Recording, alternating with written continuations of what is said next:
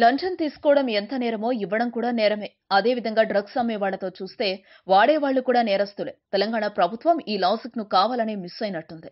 స్వయంగా ముఖ్యమంత్రి డ్రగ్స్ వాడేవారిని బాధితులుగానే పరిగణిస్తారు. వారిని అరెస్టు చేయమని ప్రకటించడం చూస్తుంటే ఇక డ్రగ్స్ కేసు కూడా మాఫియా జాన్ నయీం కేసు గతే పట్టనుందని తేలింది. డ్రగ్స్ బండారం బయటపడ్డప్పుడు ఎంతటి వారినైనా తప్పించుకోలేరని బీరాలు పలిగిన ప్రభుత్వ పెద్దలు ఇప్పుడు మాట మార్చటం అనేక అనుమానాలకు తావిస్తోంది.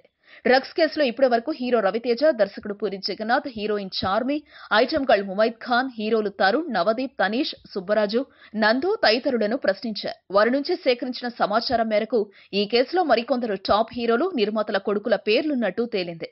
దీంతో కంగుతిన్న ప్రభుత్వం ఒక్కసారిగా డైలమాలో పడిపోయింది. సిట్ అధికారి అకున్ సబర్వాల్ ముక్కుసూటితనంతో ముందుకెళ్లడం వల్ల అనేక మంది పెద్దల ముసుగులు తొలగిపోతున్నాయి. ఈ క్రమంలో సినీ రంగాన్ని టార్గెట్ చేశారన్న ఆరోపణను ముఖ్యమంత్రి కొట్టివేశారు.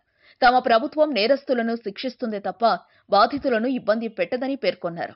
డ్రగ్స్ కేసుపై ప్రగతి భవన్లో అధికారులతో జరిపిన సమీక్షలో ఈ మేరకు ఆయన తన మనసులో మాట బయటపెట్టారు. నేరస్తులెవరైనా పట్టుకుని శిక్ష పడేలా చూడాలని స్పష్టం చేశారు. కానీ డ్రగ్స్ వాడేవారిని బాధితుల కింద జమ చేయటం కేసు దర్యాప్తునకు ఆటంకం కలిగించేదే అని చెప్పాలి. ఎవరైనా తెలియక చేస్తే తప్పు, తెలిసి కూడా చేస్తే దానికి శిక్ష పడాల్సిందే. స్కూల్ విద్యార్థులు కూడా డ్రగ్స్ వాడుతున్నారంటే తెలియక చేశారనుకోవచ్చు. మరి అంతా తెలిసిన సినీ పెద్దలను కూడా అమాయకులుగా లెక్కగట్టడం ఏ మేరకు కరెక్ట్ అన్న ప్రశ్నలు తలెత్తుతున్నాయి. ప్రభుత్వ తీరు అకున్ సబర్వాల్ వంటి నిజాయితీ ఆఫీసర్ మానసిక స్థైర్యాన్ని దెబ్బతీసేదే.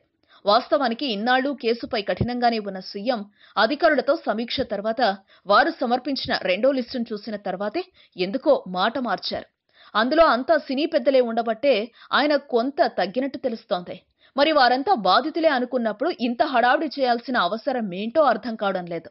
అకున్ సబర్వాల్ సెలవులు కూడా రద్దు చేసి ఆయన ఇన్వెస్టిగేషన్ కే అంకితం చేసినప్పుడు అసలు లక్ష్యం ఏ మేరకు నెరవేరినట్టు? నిజంగానే ప్రభుత్వం టాలీవుడ్ పెద్దల ఒత్తిళ్లకు తలొగ్గిందా? ఏమో, ఈ ప్రశ్నలకు సగటు వ్యక్తి మాత్రం అవుననే సమాధానం చెప్పుకుంటున్నాడు. ఒకవేళ అదే నిజమైతే ప్రభుత్వ విశ్వసనీయతకు ఇది చాలా పెద్ద దెబ్బే అని చెప్పాలి. ఈ వీడియో మీకు నచ్చితే ఓ లైక్ కొట్టండి, మీ ఫ్రెండ్స్ కు షేర్ చేయండి. మీ సజెషన్స్ ఏమైనా ఉంటే కింద కామెంట్ చేయండి. మరో మాట, ఇలాంటి మరిన్ని ఆసక్తికరమైన విషయాలు తెలుసుకోవాలనుకుంటే మా యూట్యూబ్ ఛానల్ను సబ్స్క్రైబ్ చేయటం మాత్రం మరవకండి.